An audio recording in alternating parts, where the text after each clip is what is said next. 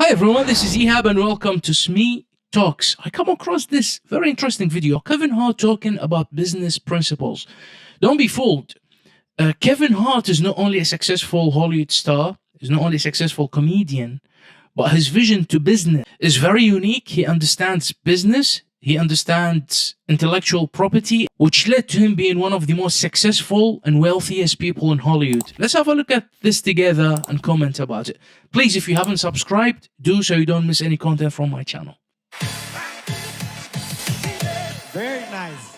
Beautiful crowd, beautiful energy. This is amazing. Once again, hello, hello, hello, hello. Are you like a businessman disguised as a comedian? I'm heavy business. You're heavy business. I'm heavy business. Heavy business disguised with personality. Here's my intel about business, okay?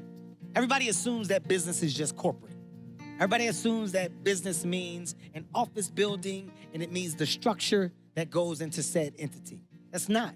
Business has so many different levels to it. Business is selling Girl Scout cookies. Business is being a self-made chef that wants to put yourself in a position to cook for families. Business is being a teenager that wants to babysit.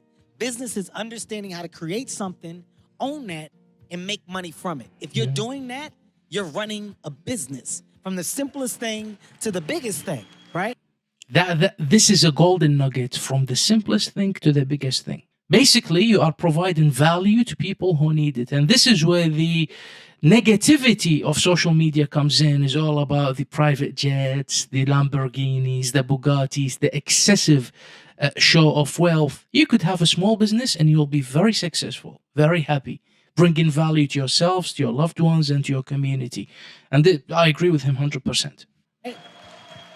It's good, man. It's good, man. So take him to church. So when you understand that, when you take these small things and you make these small things big things, your ideas start to grow as your businesses grow. For example, writing a joke is a business because that joke then becomes a comedy special. That comedy special becomes an IP.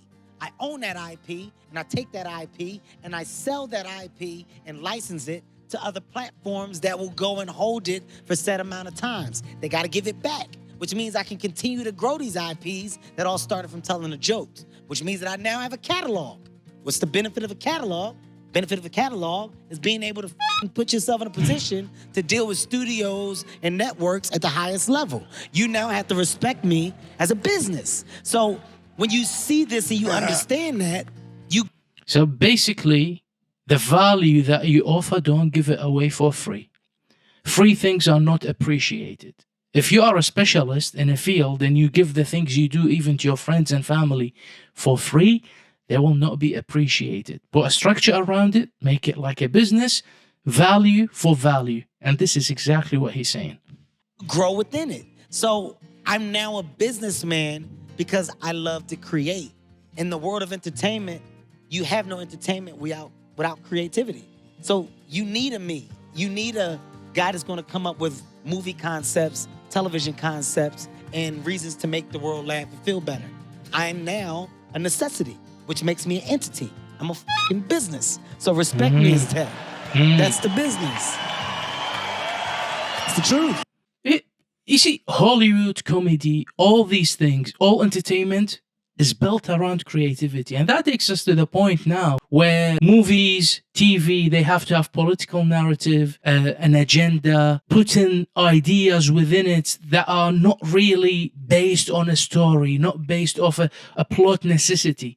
And that's why now you have Netflix is starting to fall, Disney starting to fall, people are not paying subscriptions anymore because they're not getting the creativity that's worth their time, effort, and money. I knew you were going to be good. I knew this was going to be good. Why do you like real estate? I love real estate. And, you know, real estate is just one thing that you know where your money is. That money's in the ground. So regardless of what's going on in the world, people are always going to need places to do business, places to live. They're always going to need places. So the more that you can achieve the buy or the ownership of these places, the more that you're always going to have revenue coming back to you.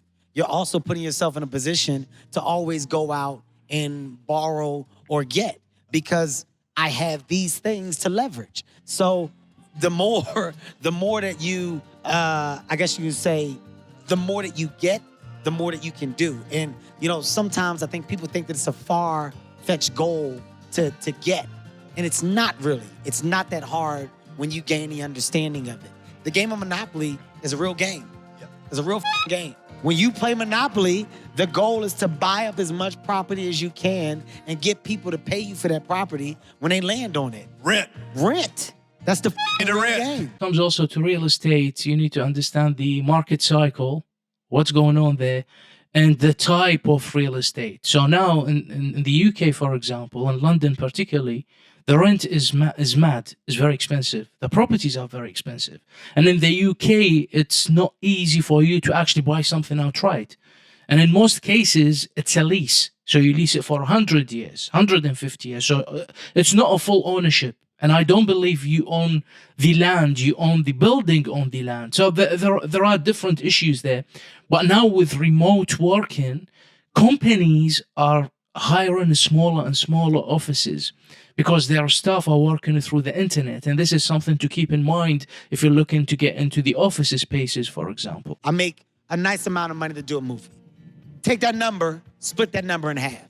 Half of that number goes to the government. That's the IRS's, no matter what. So we're talking about 25 million becomes 12. We can just call it a number. I don't want people to knock me in the head when I leave here. Let's just call it a number, okay? Let's say that number is a number. No matter what, when you make money, split it in half. Yeah. Split it in half right away. Don't put the money in your bank account and look at it as you got all that money, because you don't. Half of that money is not yours. So right away, put it over here. Create a account, call it the tax account. Put half of that there, so as you make money, you always put this money in the tax account. I never got to worry of giving the government their money, because that money's over there, and I don't look at that like it's my money. I'm never going to touch that money, because it's not mine, it's the government. And I think that's why most people are moving to Florida and to Texas to manage these taxation. It's crazy. Here in the UK, the rates are mental, and they only go up and up and up and up, and you can't catch up. Inflation, taxation, and people are now barely surviving, even the ones with a good income. Energy bills are to the roof. Inflation is going crazy, and taxation is going up and up and up. You never win. Half is going over here. This half is for my next real estate investment. I don't know what it is. I haven't figured it out yet, but I'm putting it over here, so when I do figure it out, I got it there to buy. So now This is so ridiculous. I'm only living off a quarter of my financial gain. I split it in half, and I took a quarter. You only get in debt. You only get in debt when you don't understand the breakdown of your finances. And what I would say in now 2023, especially for you young men, you need to get your finances together. You need to diversify your income. One job is not cutting it anymore. One source of income is not cutting it anymore.